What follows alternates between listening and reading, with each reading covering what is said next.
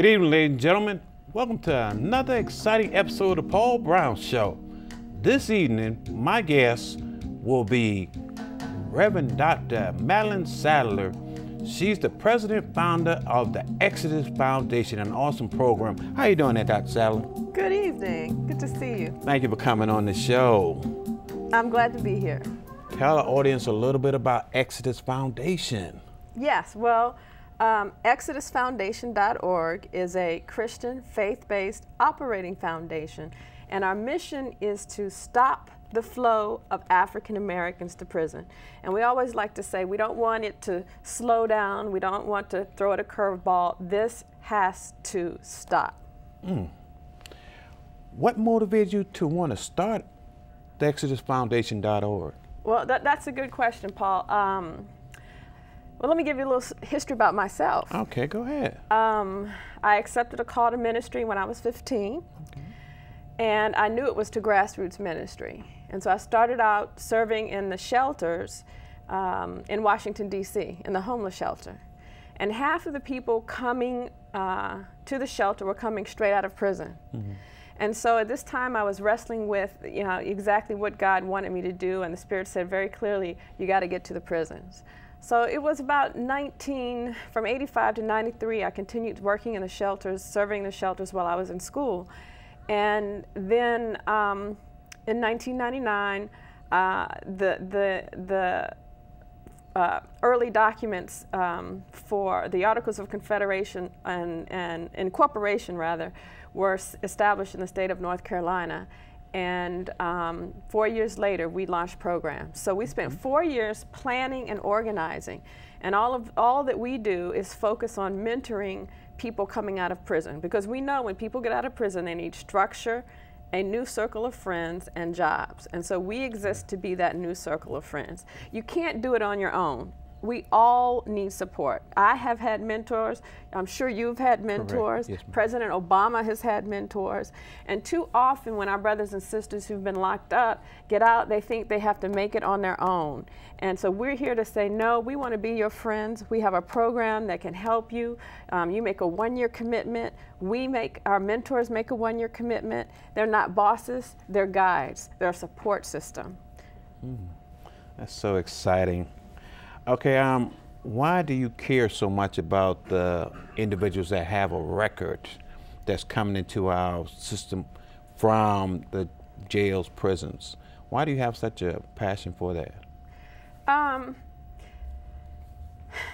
There are lots of reasons, Paul. First of all, our scriptures say, let the groans of the prisoners come before God. The Bible tells us in Matthew 25, you don't get into heaven if you don't visit the prison, those who are in prison, if you don't feed the hungry, if you don't visit the sick and care for the sick. So it's a deal breaker with God if you don't care about people who are in prison. And then as an African American, we all need to understand that what is happening in our prison system started after emancipation. And that your son and your daughter, your niece and your nephew, people that have been locked up, it's not all their fault. And it's not all your fault as a mom or a dad, because there are structures in place. Our public policy has targeted minority communities. And with the war on drugs launched in 1971 by President Nixon, our numbers in the prisons and jails have been escalating. And between 1971 and 2000, the number of people in prison increased 800%. It's so bad that today a black boy born in 2000 has a 1 in 3 chance of going to prison in his lifetime. So, compare that to autism, where people say that autism is an epidemic. And 1 in 88 children are born with autism. And we need to do something about it. The nation has to put money into that. Well, 1 in 9 African American males between 18 and 34 is in prison now. 1 in 9. So if 1 in 88 children born with autism is an epidemic, what is 1 in 9 African American males? That's a pandemic. That's an epidemic of massive proportions. And so our community should be crying out every day before our legislators saying this has to change. And so I care because God is a God of justice. God is a God of fairness. And yes, people have done things that are bad, have made some poor choices, right? Here's the problem. 80% of the people we lock up are there for nonviolent crimes. Okay. And then when they come out to an invisible cage where it's legal to discriminate on the basis of having a felony record in housing, employment, education, and other areas. So the felon is the new N-word, right? So we can keep people oppressed now if they have a record, and that's unacceptable. So would you consider that being like double standard? I mean, in the fact that once you do your time, you come out, you go for a job, and once you put that, I'm a felon or I created a record, now you're jeopardizing yourself from getting employment with that company. Is that a true thing to say about what's happening to our individuals in our community? Absolutely. So you do your time, you've paid your debt, not to the victim, so that's another problem with our system. Victims are not having their needs for atonement and restitution met because the state comes in and says, well, this is a state crime, you offended the state, and the victim, you know, if anything, may get an opportunity to say something in court, but that person never makes things right with the victim. And in the Judeo-Christian tradition, when you do something wrong, you don't go to jail for 10 years if I steal your car. I give you your car back, right? So we're spending $30,000 a year to lock people up. And, you know, we could have sent them to college for that. You know, $54,000 a year in some states. That's a Princeton education. And it's wasteful, and we're killing poor people. Poor whites, blacks, and Latinos. We are slaughtering them, and it's completely unacceptable. One Jewish documentarian says that in a recent documentary called The House I Live In, said his parents were Holocaust survivors, and he started noticing similarities between the Holocaust and what's happening to African Americans and people of color in this country. And if black people don't wake up, it's just going to get worse. And we need our white brothers and sisters to understand as well that they're impacted, because you get the impression that it's just really bad for black people and you can ignore it. No, it's bad for everybody. 1 in 15 Americans of all races has been behind bars or under the supervision of the courts. We lock up more people than China and Russia combined. How do we solve this problem? I mean, because it seems to be something that's been going on in our society for years. How do we solve that issue as far as the injustice that's possibly going on in our community and court system? As many reforms that we can make, you know, getting rid of mandatory minimums, ban the box just passed here in Charlotte, that's a great thing. So those reforms are important, but you cannot reform cancer. The cancer has to be removed. So the prison system as we know it has to be dismantled and replaced with, I believe, a restorative justice system. And in some cases, restorative justice would not work, but in the vast majority of cases that it would, which is just what I mentioned earlier. The person has an opportunity to make things right with whomever they offended. We don't lock them up. They're community alternatives. You vandalize my building, you come paint it. You know, you're the one that spray painted it, you should be the one to clean it up. And if you keep having to do that over and over again, eventually you'll stop spray painting. That's true. Restoration, Redemption, and Reentry Conference. I know you do a lot of conference seminars. Tell us a little bit about that conference right there. So we're excited to share and introduce our Restoration, Redemption, and Reentry Conference. And this will be on May 3rd. It's for people who've been incarcerated. it's for their loved ones, it's for youth who are having some challenges or who need a boost.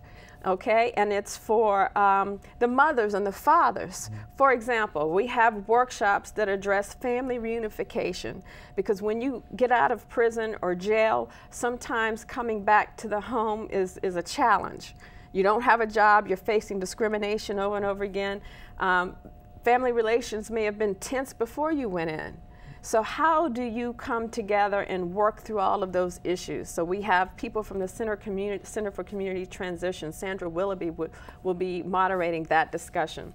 Then we have moving up in a down job market with a prison or jail record. It's important to come to this conference. Everyone's looking for a job. But it's important to know some tools for making yourself stand out, even with a record. And so this is not a job fair, but it is a like personal coaching. Okay. And so we have men and women who've been locked up that have come out and started their own business who will be in that session. We have someone from the Department of Commerce that'll tell you how to get bonded, because a lot of companies will take a chance if they know they can bond you. And so the federal government will bond you at no charge for 6 months. And so people need to know how to take advantage of that. Then we have a session just for youth. It's the same session, but we separate it for youth, adults, and Spanish speakers. So this conference is for everybody. Even though we focus in our mentoring program on African Americans, this conference is for the entire community. We want our white family, our black family, our Latino family, everybody to come. We have a session all in Spanish, and we are distributing flyers in Spanish around the city starting next week. Then that night, I want to emphasize to come back that night at 7 p.m. Everybody, whether you have a record or not, come to the town hall meeting where we'll have several people. Mark Maurer is the sentencing specialist who wrote The Race to Incarcerate. Okay. The Race to Incarcerate explains how our sentencing policies, this book explains how our sentencing policies led to the roundup and lockup of millions of poor and minority people. And he reproduced that in a graphic retelling of The Race to Incarcerate. And this is something that anyone could enjoy, because it's not so dense. I like some of this, but I can appreciate the illustrations. Correct. And so he will be there. Mark Maurer.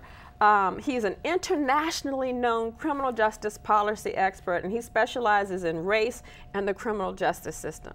And on top of that, we have Antonia Childs, who's the owner of Neat Sweets, who got out of human trafficking, out of prostitution, and now she rescues other girls.